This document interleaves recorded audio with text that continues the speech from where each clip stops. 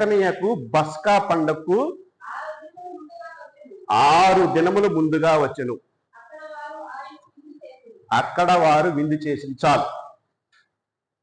బస్కా పండగకి దేవుడు యెరూషలేముకి దగ్గరలో ఉన్న బేతనియ గ్రామానికి ఎన్ని రోజులు ముందు వచ్చాడు? 6 రోజులు ముందు వచ్చాడు. ఈ 6 రోజుల ముందు వచ్చి అక్కడ ఉన్నాడు. అక్కడ ఏమని రాస్తున్నాడంటే బేతనియ అంటల్లా, బేతనీకి కొన్ని వార్డ్స్ కలిపాడు. ఏమని కలిపాడు?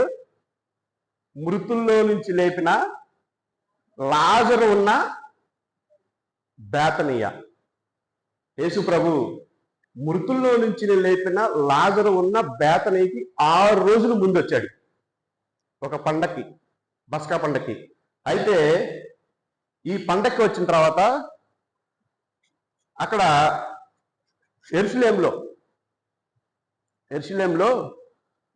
పండగ జరుగుతుంది. చాలా గ్రాండ్గా, చాలా ఉత్సవంగా. అక్కడ పరిసయ్యులు, శాస్త్రులు వీళ్ళందరూ కలిసి చాలా గొప్పగా పండగ జరుగుతుంది. ఈ పండగలో చాలా జన సమూహం ఎక్కువ మంది గుంపు ఆలోచన చేస్తున్నారు. ఏం ఆలోచన చేస్తున్నారు? ఈరోజు దేశాల నుంచి మన దేశంలోకి ఈ పస్కా పండుగని ఆరాధించడానికి వ్యక్తులు వచ్చారు. ఈ వ్యక్తులందరూ మన దేశాన్ని చూస్తారు, మన దేశంలో ఉంటారు. ఈ విధంగా ఇక్కడ పండగ జరుగుతుంది. 6 రోజుల ముందు యేసు ప్రభు బేతనీకి వచ్చాడు. అయితే ఈ బేతనీకి వచ్చిన తర్వాత ఇంకొక 2-3 వచనాలు మినహాయించి 9వ వచనం, కాబట్టి యూదుల్లో సామాన్య జనులు ఆయన అక్కడ ఉన్నాడని తెలుసుకొని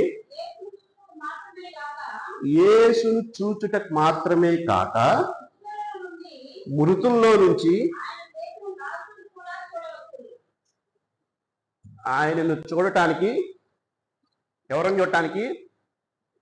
యేసును కాక ఎవరని చూడటానికి? మృతుల్లో నుంచి లేపిన లాజరును చూడటానికి కూడా బహుజనాలు అక్కడికి వచ్చారు. నేను ఎందుకు ఇతను నొక్కి ఒక్కానిస్తున్నా అంటే, లాజర్ని మృతుల్లో నుంచి లేపాడు. లాజరు బేతనియ. లాజర్ని